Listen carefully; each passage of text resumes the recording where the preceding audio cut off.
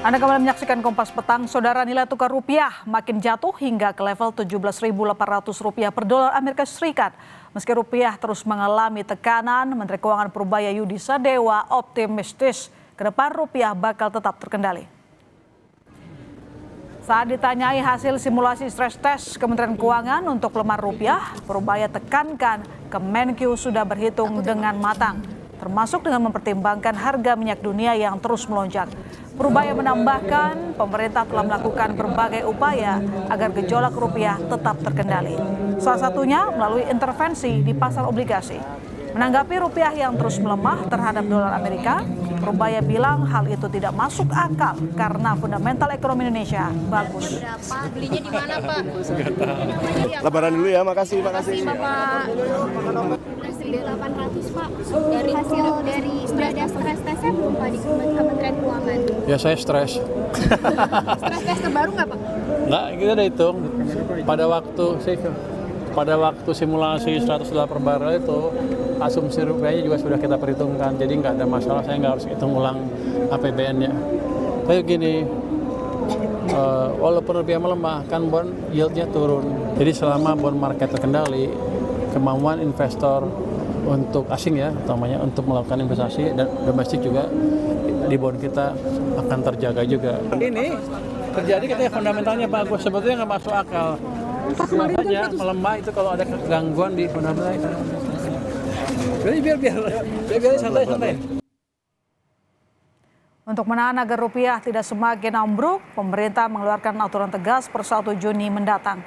Melalui PP nomor 2 dan 21 tahun 2026, eksportir sektor sumber daya alam dan non-migas wajib memarkirkan 100% devisa hasil ekspor atau DHE diperbankan dalam negeri. Dolar tersebut wajib dikunci selama 12 bulan. Sehingga jika dolar di dalam negeri melimpah, maka harga dolar akan turun dan rupiah bisa lebih kuat. Pelaksanaan devisa hasil ekspor yang berlangsung tanggal 1 Juni besok dan juga pelaksanaan dari ekspor CPO, batu bara dan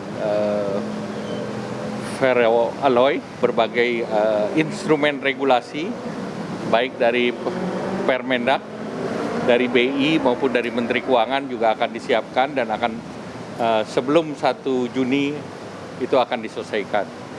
Yang pertama tentu tidak perlu khawatir karena seluruhnya ekspor masih dilakukan oleh perusahaan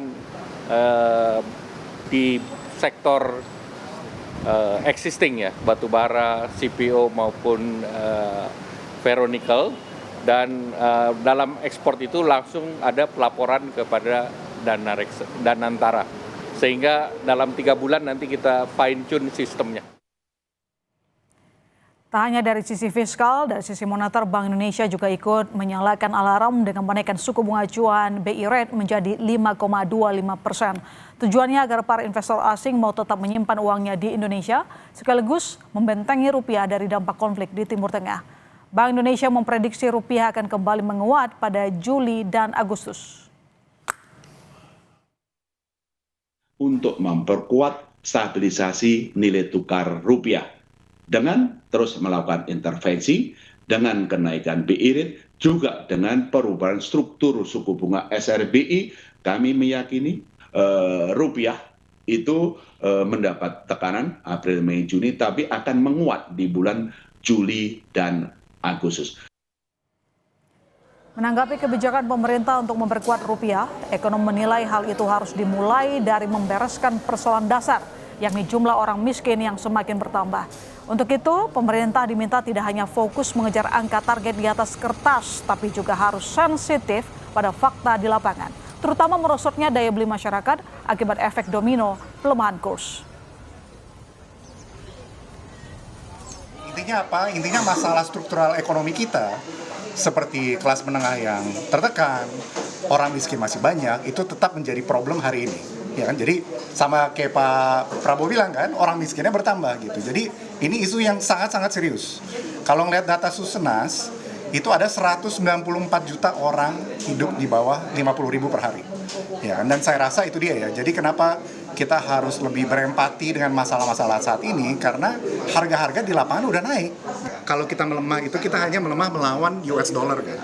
Tetapi nyatanya rupiah itu melemah lawan Singapore dollar. Kita melemah lawan Malaysia ringgit. Kita bahkan melemah lawan Thailand baht gitu. Artinya apa? Artinya ada something emang sesuatu yang masalah selain melemah lawan US dollar gitu.